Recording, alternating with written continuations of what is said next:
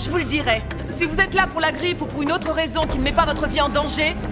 Non, attendez, monsieur, s'il vous plaît, Si vous asseyez-vous. pensiez qu'Ebola était un cauchemar, moi, je suis l'apocalypse. Mort à tous les Américains. Et il vous reste 2 semaines à vivre. Allahu Akbar!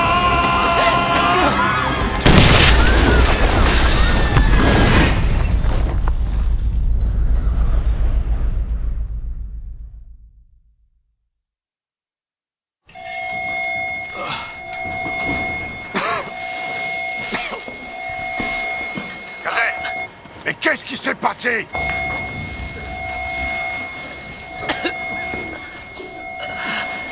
Dawson. Ça va? Ouais, ça va. Qu'est-ce qu'il a dit, le type à la grenade? Une histoire de cauchemar qui serait pire qu'Ebola. Ils sont peut-être contaminés. Surveillez tous les accès, personne n'entre ni ne sort. Tony, Cruz, prenez les camions, bloquez les issues, arrêtez ces gens.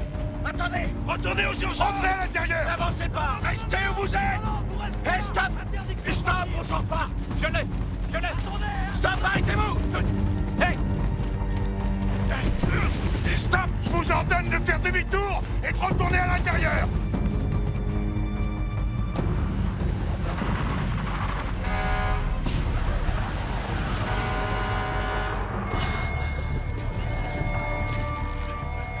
Otis, essaie de trouver des extincteurs pour le feu dans le plafond. Mills, prête, ça va? En un seul morceau, ça va. Dites à vos collègues qui doivent ramener ceux qui étaient partis, y compris les pompiers, et laisser sortir personne. Ça marche. Eh, il faudrait une zone de décontamination, n'importe où, pourvu qu'il y ait une douche. Allez-y, emmenez les gens se laver. D'accord. Hé, regardez, là, c'est Severide. Hé, Kelly. Kelly, tu m'entends?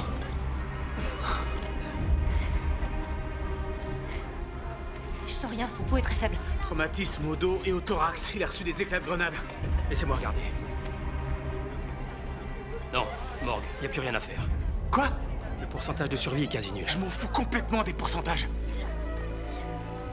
Ok, très bien, prenez un brancard. D'accord. Chef, Severide a été touché par l'explosion, ça a l'air grave.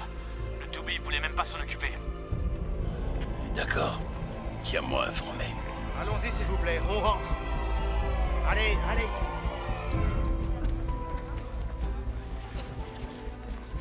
Salka, mettez-le sous oxygène et commencez à découper sa veste, mais attendez pour découvrir la plaie, j'arrive.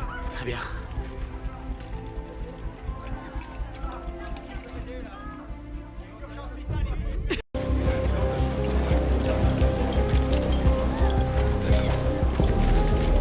Faut le temps que ça agisse, merde.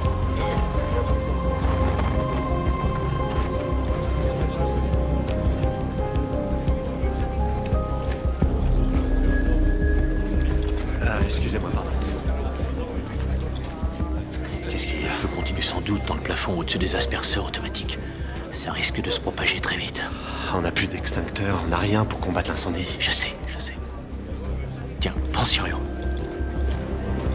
Ça va aller comme ça, vous inquiétez pas.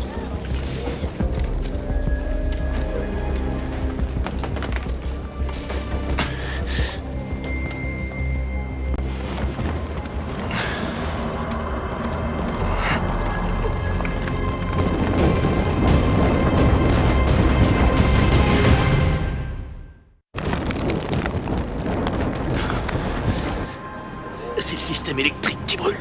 Cette pièce sera envahie de fumée dans environ 5 minutes. Chef, la situation s'est encore dégradée. Vas-y, je t'écoute. On a un incendie dans le faux plafond et plus d'extincteurs. Ok. Il faut leur apporter des extincteurs CO2. Hors de question, Wallace. Quiconque entrera sera forcément exposé à la contagion. Je ne peux pas autoriser ça. Je comprends tout à fait, Sharon, mais je vais quand même pas les laisser brûler vifs. Je suis volontaire. Ouais, moi aussi. Et moi aussi. J'y vais. Moi aussi. Là, je m'avoue vaincu. Rice et Cruz. Allez-y.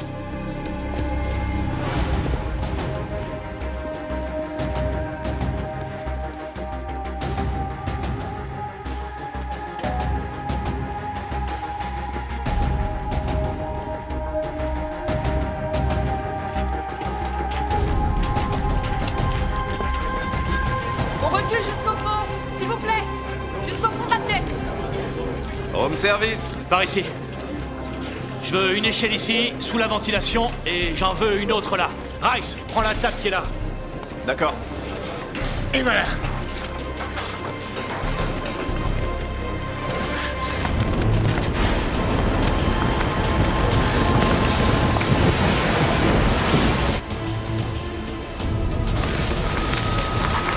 Herman! Gazet, où vous en êtes avec ce feu? On est dessus, chef. On progresse bien, je crois. Si ces malheureux n'étaient pas déjà complètement paniqués, là c'est réussi. Restez à distance, s'il vous plaît. Ils font leur travail. Les pompiers s'en occupent.